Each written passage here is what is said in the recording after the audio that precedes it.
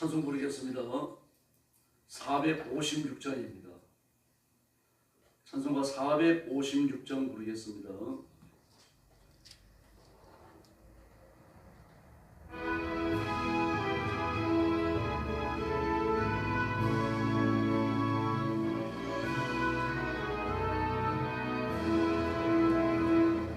세상에서 실패하거든 그 손 못 잡만져라. 모든 일 하다가 비벌하더니 그 손 못 잡만져라. 그 손 못 잡만져라. 그 손 못 잡만져라. 주가 널 인도하시리. 그 손 못 잡만져라. 내가 어둠 속을 걸어갈 때에 그 손 못 잡만져라. 주가 참 평안을 내게 주시리. 그 손 못 잡만져라. 그 손 못 잡만져라. 그 손 못 잡만져라. 주가 널 지키며 인도하시리. 그 손 못 잡만져라. 내가 보활의 주 따라가려면 그 손 못 잡만져라. 주 안에서 길이 살리라. 그 손 못 잡만져라. 그 손 못 잡만져라. 그 손 못 잡만져라. 주가 널 지키며 인도하시리. 그 손 못 잡만져라. 죄악의 징후가 올 때에 그 손 못 잡만져라. 마음 문 열고서 주를 모셔라. 그 손 못 잡만져라. 그 손 못 잡만져라. 그 손 못 잡만져라. 주가 널 인도하시리. 그 손 못 잡만져라. 할렐루야. 457장 부르겠습니다.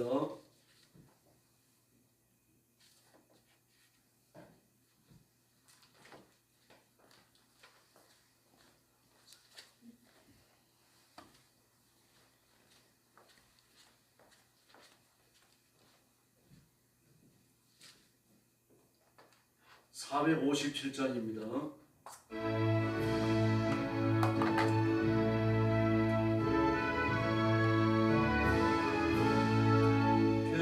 겟세마네 동산에 주를 생각할 때에 근심이나 걱정을 외면할 수 있을까.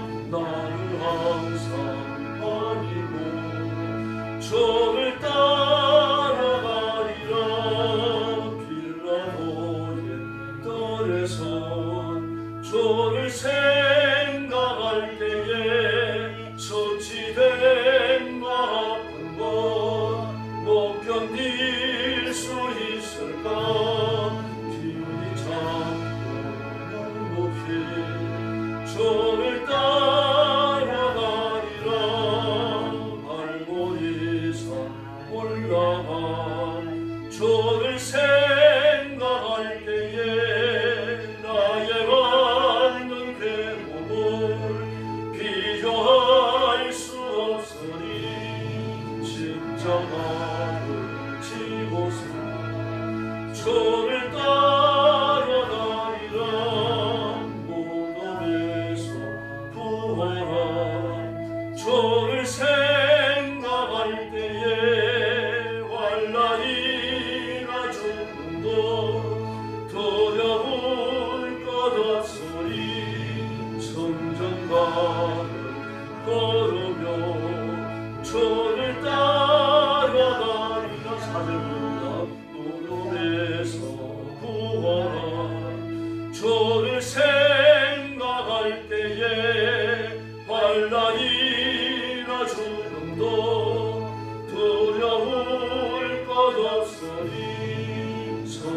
나를 걸으며 주를 따라다니라. 할렐루야. 신앙 고백하겠습니다. 나는 전능하신 아버지 하나님 천지의 창조주를 믿습니다. 나는 그의 유일하신 아들 우리 주 예수 그리스도를 믿습니다.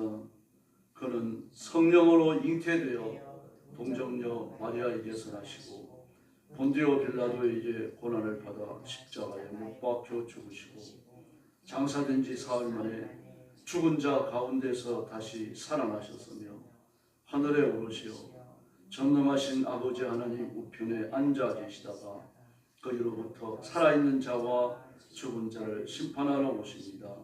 나는 성령을 믿으며 거룩한 공교회와 성도의 교제와 죄를 용서받는 것과 몸의 부활과 영생을 믿습니다. 아멘. 우리 아버지 감사합니다. 죄와 허물로 죽어 지옥의 심판에 떨어진 저희가 예수 믿어 구원받고 죄를 용서받아 하나님의 자녀가 되며 하나님의 영생하는 생명을 얻었으니 감사합니다. 힘을 다하여 하나님 앞에 순종하지 하시고 세속의 정욕과 욕심과 쾌락을 쫓지 아니하시며 않게 해주시고 자존심을 따라 살고 내가 모든 사람들보다 더 뛰어났다고 하는 오만함에도 빠지지 않도록 도와주시고 오직 예수님을 닮고자 하는 순수한 열정으로 주님의 뒤를 따라가며 헌신하는 저희들이 되게 하여 주옵시기를 간곡히 원합니다. 오늘도 땅끝까지 이르러 복음 전하는 선교사님들과 주의 종들과 성도들을 기억하시고 선교의 현장에 주의 성령께서 함께하여 기적을 베푸시고 하늘 문을 여시고 복을 내려 주시고 네, 하나님 말씀 봉독하겠습니다. 레위기 2장입니다.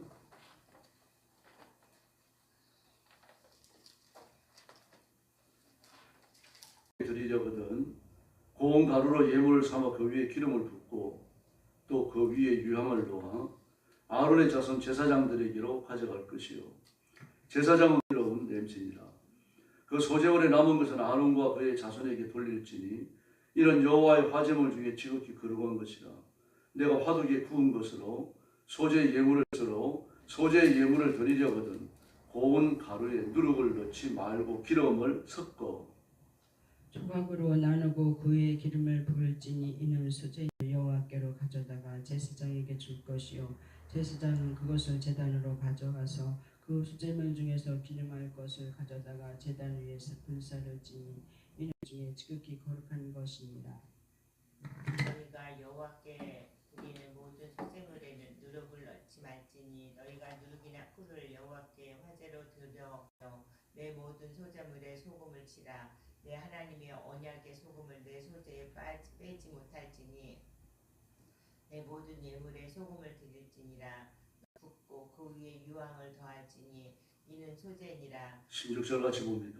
제사장은 찌은 곡식과 기름을 모두 유향과 번제에 대해서 말씀드렸죠. 번제는 헌신이 큰 교훈입니다. 그래서 예수님의 죽으심을 번제라고 표현을 했죠. 로마서에서요.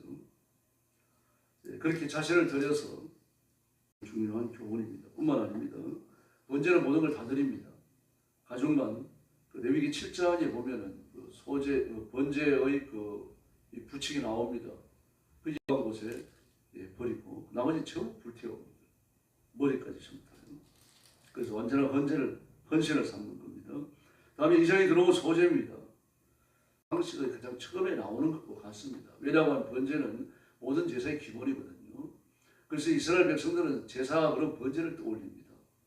그처럼 번제는 그러면서 첫 번째로 다루고 있죠. 근데 의외로 곡식 제사예요. 우리가 제사라고 하면 피를 흘리는 거잖아요. 속죄제, 속건제, 화목제가 다 그렇습니다. 피를 흘리는 겁니다. 그래서 소지만큼 본주고 재물을 사오려고 하면은 어쨌든 여력들이 있어야 되잖아요. 더구나 가난한 사람의 경우에는 짐승을 못 키우는 경우가 많아요. 자기 을 키우는 것을 업으로 삼는 사람은 부자들입니다. 이런 사람은 농사 짓는 하인들을 다 두고 있어요. 그렇지 않으면은 그저 밭대기 하나 가지고서 농사를 지으면서 먹고 사는데 키우는데 그 키우는 양들은 이제 젖을 짜먹고 털을 깎기 위해 가지고 급한 경우에는 잔치에 쓰기 위해 갖고 양을 키우는 겁니다. 그런 양고기를 일상으로 먹는다. 그건 아주 부자입니다. 양을 집 안에서 같이 키워요. 밤이 되어지면 낮에는 이제 밖에 내놓고 풀을 뜯깁니다. 밤이 되어지면 집 안에 끌어들이는 겁니다. 제가 여러 번 말씀드렸죠. 유대인 집은 한 칸으로 되어 있습니다. 그러니 뭐 그 한 칸 안에 들어가면 별 냄새가 다 나죠. 한쪽에 요리를 하죠. 한쪽에 농기구 내놨죠. 한쪽에 생활 필수품이 있죠. 한쪽에 양이 있죠. 그러니까 이게 그러므로 제사를 드리려고 하더라도 양은 차마 못 드려요. 양을 드리고 나면은 뭐 자기 전 재산의 몇 분의 1을 드리는 것과 같은 거기 때문에요. 그러므로 이런 사람들이 갖고 나오는 게 재물을 살 만한 돈을 가지고 있지 않는 거죠. 누구든지 소재를 예물을 드리려거든 그렇게 말합니다. 그래서 곡식 가루를 예물을 삼아서 하나님 앞에 드리는데 2절 말씀에 보니까 그 고입니다. 그런데 이렇게 줍니다. 이렇게 숟가락 2개 사이에 들어가는 거예요. 어떤 분이 양을 이렇게 재보니까 4g 정도 되더라고요. 정확하진 않은데 그렇게 적은 양입니다. 그건 하나님의 바치 가루만 불사르는 게 아니죠. 1절에 보니까 기름을 붓고 유향을 놓아 그렇게 말합니다. 기름을 붓고 유향을 놓아. 기름과 유향은 하나님의 바치는 향기로운 냄새가 가루의 양이 적으니까 유향이나 기름은 양이 많았을 거다. 그렇게 그 추측에 불과하고 그렇지 않습니다. 왜냐하고 하면은 이 가루의 양이 적으면은 기름과 유향의 양도 적고 올리브가 아닙니다. 올리브가 아닙니다. 고급 올리브유는 지금도 비싸요. 우리는 그런 거 잘 못 사먹습니다. 영국에 가더라도 그 런던 같은 데는 그 부자를 위한 내놓지도 않아요. 비싸기 때문에요. 그리고 이스라엘 백성이 옛날에도 마찬가지입니다. 그렇게 아주 극상품의 그 올리브를 모아다가 압착합니다. 정제하는 게 아니라 압쌉니다. 왜냐하면 여러 가지가 섞이기 때문에요. 그러므로 그 당시에 기름 하나님의 올리브유를 드린다라고 하는 것, 이제 이것은 압착을 해가지고 서민들을 먹는 겁니다. 그냥 일시를 조금 가지고 유향입니다. 유향은 올리브보다 더 비싸요. 정말 여기엔 돈이 들어가야 되는 겁니다. 그리고 유향을 조금 삽니다. 이걸 조금 사고 그리고 그걸 갖다가 우리가 생각하는 게 비싸지 않습니다. 서민이 구입할 수 있는지 아니에요. 가루가 서민을 겨냥한 것이고 기름이 서민을 겨냥했다고 하면 유향도 마찬가지입니다. 근데 유향을 살 때는 돈 좀 많이 써야 평민들을 염두에 둔 겁니다. 그런 다음에 이걸 불사르고 남는 것이 있다면 그 아론과 그의 자손들 제사장들에게 돌리라 그렇게 말합니다. 그런데 이제 이 빵을 말합니다.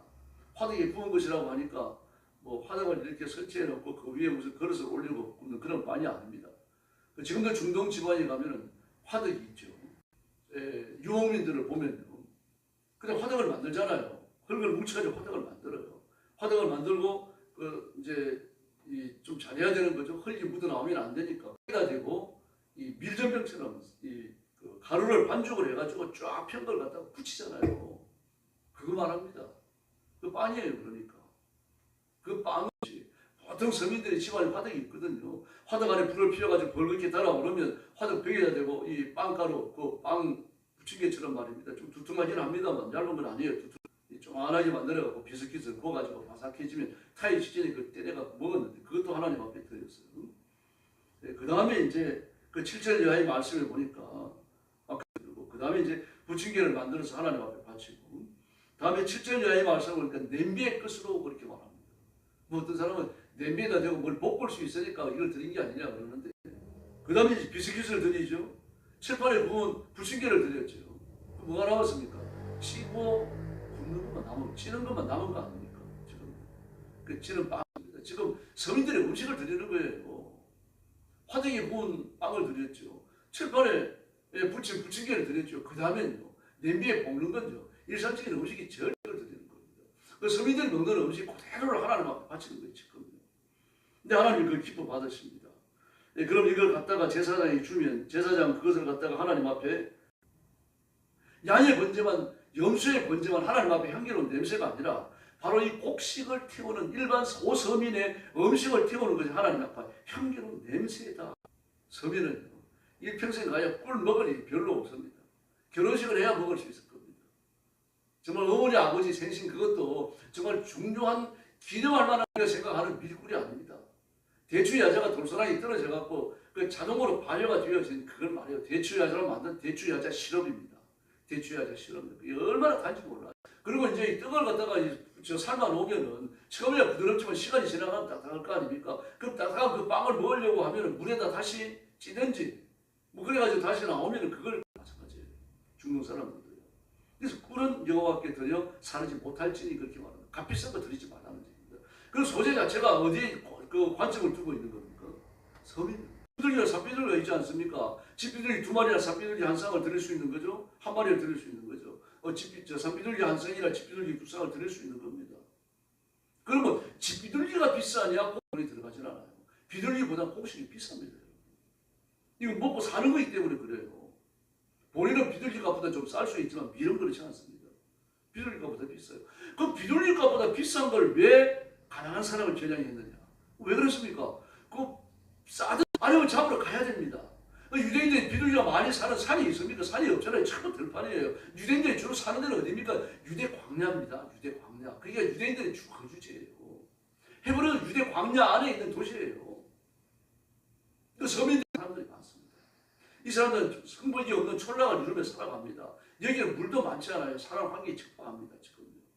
그러니 뭐 돈을 만들어 가지고 가서 비둘기를 사온다. 비둘기를 잡으러 보다 곡식 제사보다 돈이 덜 든다 그래서 마련하기가 쉬웠다고 하면 하나님 비둘기에 대해서 또 말씀하셨을 겁니다. 그러나 소재를 이야기하셔요. 소재는 그 당시에 정말 가난한 사람들을 정치해 준 겁니다. 여러분, 제가 여러 번 말씀드립니다만 가난한 자는 친구의 일장과 있잖아요. 우리가 우리의 형상을 따라 사람을 만들고라고 말했을 때 하나님의 형상을 가진 사람이 하나님과 같이 사는 것, 그게 신앙생활이에요. 그게 에덴 동산이에요. 그게 성전이고 그게 예수 믿는 사람들의 모습입니다. 하나님과 같아야 돼요. 하나님이 부여하신 것처럼 그리스도인들도 그리고 구약 백성들도 하나님의 백성들도 안식이 치대한 겁니다. 여러분, 예수님께서 뭐라 그랬습니까? 그 주일날도 생각했습니다만 그 이사야 61장에서 이 가난한 자에게 복음을 전하기 위하여 나를 부르셨다 그랬잖아요. 이 말씀을 누가복음 10장에서 예수님이 자신에게 적용하시면서 뭐라 그랬습니까? 나는 가난한 자에게 복음을 전하기 위해서 왔다. 못 보는 사람, 못 듣는 사람, 말 못하는 사람, 손과 다리에 자녀가 있는 사람, 문둥병 걸린 사람, 그리고 창기들, 죄인들, 이런 사람들이 전부 다 가난한 사람으로 합니다. 잘 먹고 잘 살아가잖아요. 그러나 가난한 사람은 부자가 돌보지 않으면 그 시대에 죽어요. 굶어 죽어요. 지금은 가난한 자들이 뭐 굶어 죽을 일이 그래도 우리나라는 여러 굶어 죽는 사람이 있습니다. 적지 않아요. 100몇십 명씩 나온다고 해요. 1년에 160명, 170명. 비거리. 그러므로 부자들은 가난한 자를 무조건 돌봐야 돼요. 욥이 자신의 의를 자랑할 때 한 말이 뭡니까? 내가 사는 이 도시에, 이 성대에서 내가 돕지 않은 과부나 고아나 나그네가 있으면 나오라 그래라 그러잖아요. 그 가난한 자들이거든요. 근데 가난 에스겔 16장 49절을 보면요, 소돔성의 특징을 이야기하고 있어요. 이스라엘 백성들을 향하여 말하는 겁니다. 이스라엘 백성들을 향하여 내 형제 소돔은, 내 성제 소돔은 좋은 음식을 먹고 유향을 몸에 바르면서 가난한 자를 돌아가지고 있으면서도 자기만을 위해서 쓰고 남에게 베풀 줄 모르는 사람, 이런 사람들이 소돔 사람이라고 말하고 있어요. 그리고 소돔에서요, 좀 산다라고 말하면 정말 부자입니다. 좋은 음식 많이 먹어요. 소돔의 가난한 자들은 성 밖으로 밀려나는 자들이고 그 시장통 한 외 음식의 재료를 떨어뜨리는 사람이 없었다는 얘기입니다. 소돔은요. 소돔을 그렇게 고발하고 있어요. 그런데 아브라함은 어떻습니까? 창세기 18장 보십시오. 몰라요. 처음에는 모릅니다. 근데 그들 오니까 막 몇만 원 나가가지고 와가지고 좀 쉬고 가십시오 말이에요. 그때 아브라함이 어떤 사람이에요? 족장이에요, 여러분. 그 나중에 아브라함 집에서 기르는 병사가 318명까지 늘어납니다만 그때도 100명 단위는 됐다고 봐야 됩니다. 적지 않아요. 그들이 와가지고 이제 곡식을 얼마나 사용합니까? 세 서가예요, 세 서가. 한 세아가 7리터가 넘어요. 세 사하면요, 한 에바입니다. 한 에바면 22리터잖아요.